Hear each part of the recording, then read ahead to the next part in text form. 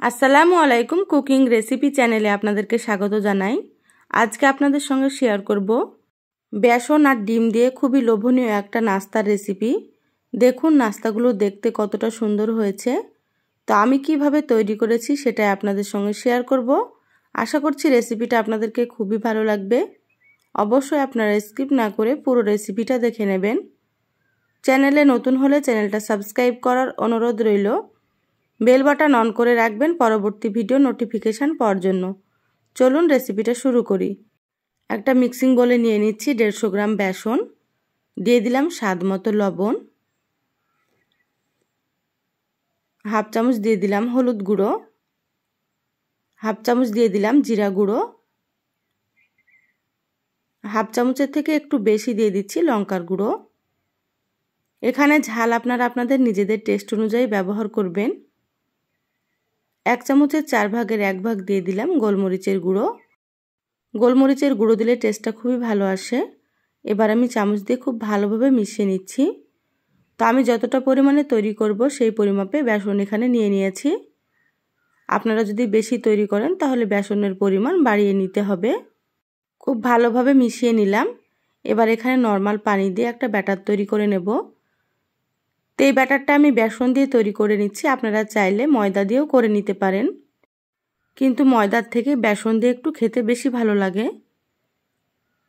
খুব সুন্দর করে ব্যাটারটা তৈরি করে নিতে হবে অল্প অল্প পানি দিয়ে।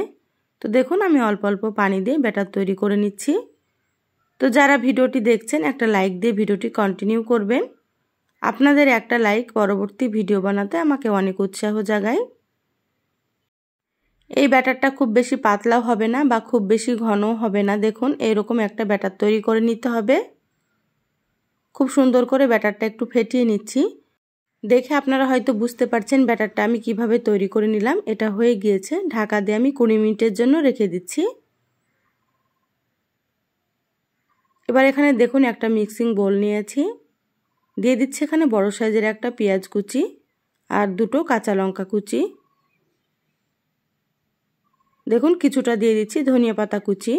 ধনিয়া পাতা দিলে খেতে ভালো লাগে। দিয়ে দিচ্ছি স্বাদ মতো লবণ।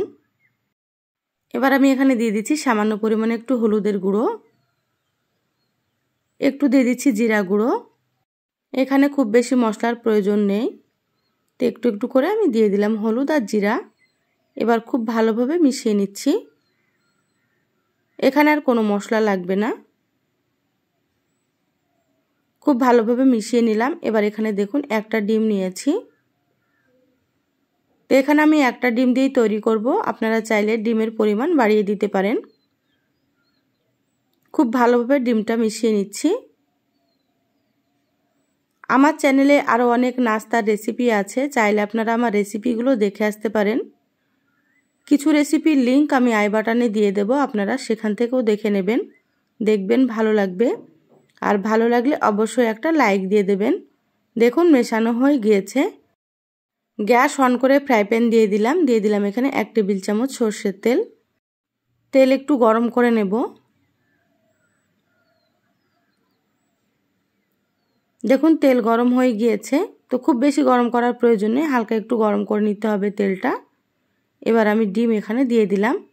চামচ দিয়ে এভাবে একটু ছড়িয়ে দিচ্ছি, যেহেতু এখানে পেঁয়াজের পরিমাণ বেশি আছে সেজন্য এইভাবে চামচ দিয়ে একটু ছড়িয়ে দিতে হবে। গ্যাসের আঁচ লো আঁচে রেখে ডিম ভেজে নেব। এখানে গ্যাসের আঁচ বাড়ানো যাবে না, তাহলে ডিমটা নিচে থেকে পুড়ে যাবে। দেখুন এইভাবে একটু ভাঁজ দিয়ে দিলাম।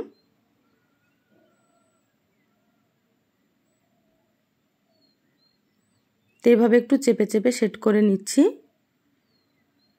এবার ডিমটা উল্টে দিচ্ছি।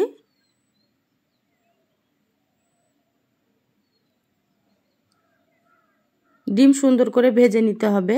দেখুন এইভাবে একটু চেপে চেপে ডিম ভেজে নিচ্ছি। ডিম ভাজা হয়ে গিয়েছে, গ্যাস বন্ধ করে দিলাম।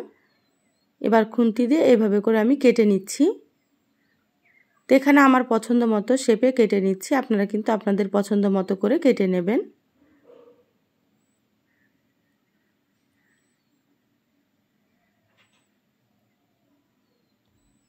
এইভাবে ছোট ছোট করে কেটে নেব।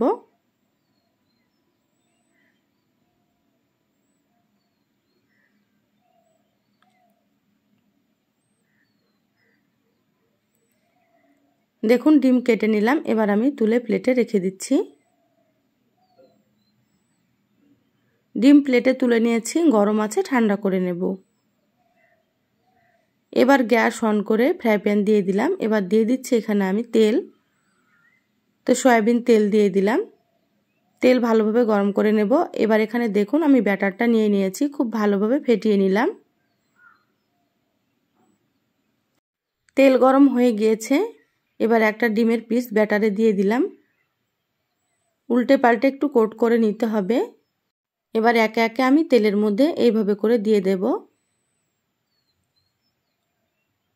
তো যারা রেসিপিটা প্রথম দেখছেন, যদি ভালো লাগে প্লিজ চ্যানেলটা সাবস্ক্রাইব করে চ্যানেলের সাথেই থাকবেন। বেল বাটন অন করে রাখবেন, তাতে করে আমি যখনই ভিডিও আপলোড করব আপনারা সবার আগে নোটিফিকেশান পেয়ে যাবেন। যারা সাবস্ক্রাইব করে সাথে আছেন তাদেরকে অসংখ্য ধন্যবাদ। দেখুন সবগুলো আমি দিয়ে দিলাম। তো কিছুক্ষণ এইভাবে ভেজে নিতে হবে, তারপরে উল্টে দিতে হবে।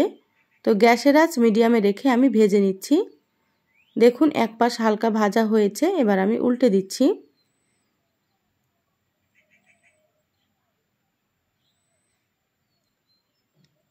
তো এইভাবে উল্টে পাল্টে নাস্তাগুলো ভেজে নিতে হবে একটু সময় নিয়ে, তাতে করে অনেক মুচমুচে হবে এবং খেতেও বেশ ভালো লাগবে। তা আপনারা সময় নিয়ে একটু ভেজে নেবেন।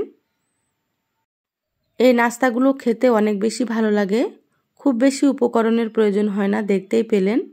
তা আপনারা এই নাস্তাগুলো অতিথি আপ্যায়নেও কিন্তু দিতে পারেন, খেয়ে কিন্তু খুবই পছন্দ করবে সবাই। এই নাস্তাগুলো এতটা টেস্টি হয়।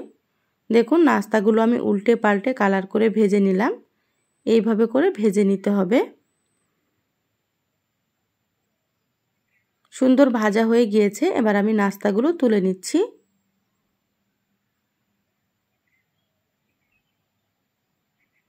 তেল ঝরিয়ে নাস্তাগুলো আমি প্লেটে তুলে নেব।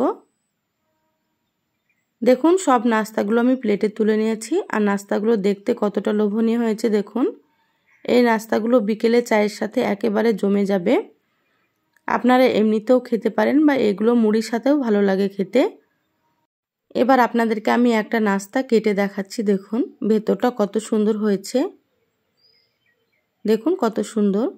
তো আপনাদেরকে এই সহজ নাস্তার রেসিপিটা কেমন লাগলো অবশ্যই চ্যানেলের কমেন্ট বক্সে কমেন্ট করে জানাবেন। ভালো লাগলে লাইক দিয়ে যতটা সম্ভব বন্ধুদের সঙ্গে শেয়ার করে দিবেন। সবাই ভালো থাকবেন, সুস্থ থাকবেন। ফিরে আসবো আবারও কোনো নতুন রেসিপি নিয়ে। ধন্যবাদ সবাইকে। আল্লাহ হাফেজ।